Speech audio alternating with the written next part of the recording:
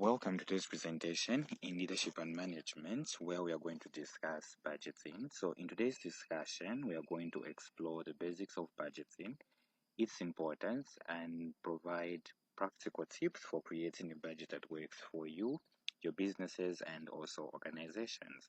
So before we go any further, allow me to give you an outline or today's objectives for today's presentation. So we're going to look at the key definition on what a budget is. We're going to state the purpose of a budget. Then we're also going to look at the different types of budgets. Then we're also going to conclude today's discussion by stating or outlining the steps that are involved in the budgeting process. So let us begin by defining what a budget is. So a budget, this is a well-detailed plan that outlines projected income and expenses over a specific period of time. So this can be monthly, quarter, or a year. Let us now define budgeting. So budgeting is defined as a systematic process of creating and managing a detailed financial plan that outlines projected income and expenses over a specified period of time, enabling individuals, businesses, organizations to allocate resources effectively, hence achieving financial goals and making informed decisions. Let us now define budgeting process. So a budgeting process is a systematic and structured approach to creating and managing a budget that involves several steps. This helps individuals and businesses to allocate their resources effectively. Let us now look at our next set of objectives, which is the types of budget. So before we move any further, if you have any contribution, any additions, any specific new terms related to today's discussion, feel free to use the comment section below. Okay, so now let us discuss the different types of budgets. Okay, so we have the first one, which is an operating budget. So an operating budget is a detailed financial plan for a company's daily operations, outlining projected income and expenses. Then we have a capital budget. So a capital budget, this outlines planned investments in long-term assets such as equipment, properties, or research and development. Take notes, operating budgets last for a short period of time, so they can last from a month to 1 year. Then a cash budget. This is a budget that focuses on managing cash flows and outflows to ensure liquidity. Then a personal budget, it is a budget created by an individual to manage their own personal financial income, expenses, savings, and debt. Then another type of budget is a flexible budget. So flexible budget is a budget that allows for adjustments to be made as needed in response to changes in business condition. Then we also have a static budget. So a static budget, this is a budget that remains unchanged if actual results differ from budgeted outcome.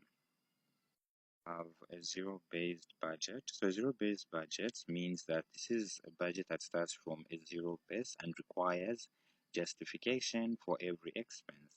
Then we also have an incremental budget. So this is a budget that builds on previous year's budget with adjustments made to reflect changes in business condition. Let us now move on to our next set of objectives, which was the purpose or the importance of budgeting in an organization, in a business, or personal goals. So let's just look at the purposes now. Okay, so the purpose of budgeting are as follows. So number one, for financial planning. So this helps to create a roadmap for future financial activities, ensuring alignment with goals and objectives. Then number two, resource allocation. So to allocate resources such as money, time, and personnel effectively and efficiently. This helps in maximizing returns and also minimizing wastage. The another one is cost control. So cost control helps to monitor and control expenses, preventing unnecessary spending and ensuring that expenditures align with budgeted amounts. Then another purpose of budgeting is that it helps in decision making. So it helps to provide a framework for making informed financial decisions such as investments, purchases, or funding allocations. Then the other one is performance evaluation. So this helps to establish benchmarks for evaluating financial performances, identifying areas for improvement, and also making adjustments as needed. So budgeting also helps in risk management. So it helps to identify potential financial risks and develop strategies to mitigate them, ensuring that there is stability and security for financial resources. So if you have any question, any addition, like I previously stated, feel free to use the comment section down below. I would love to have an interaction from you. Then let us now look at the last part, which is the budgeting process. So the budgeting process involves the following steps. So we have number one, the planning phase. Then step number two, authorization or drafting phase. Then step number three, we have the implementation or modification and approval. Then the fourth step is the accountability slash monitoring. Then finally, the fifth step is evaluation. So this basically marks the end of budgeting as a whole. I hope you have learned one or two. Then kindly share to your friends, and also, feedback is important. So let me know in areas where I'm lacking as your presenter. Then also help me grow. So I'm kindly asking for this is the part where I'm asking for a subscription if you are a new channel member. Then if you are uh, is it a local member, the ones that have already subscribed, thank you so much for being here with me, and thank you so much for your time. Be blessed and stay blessed.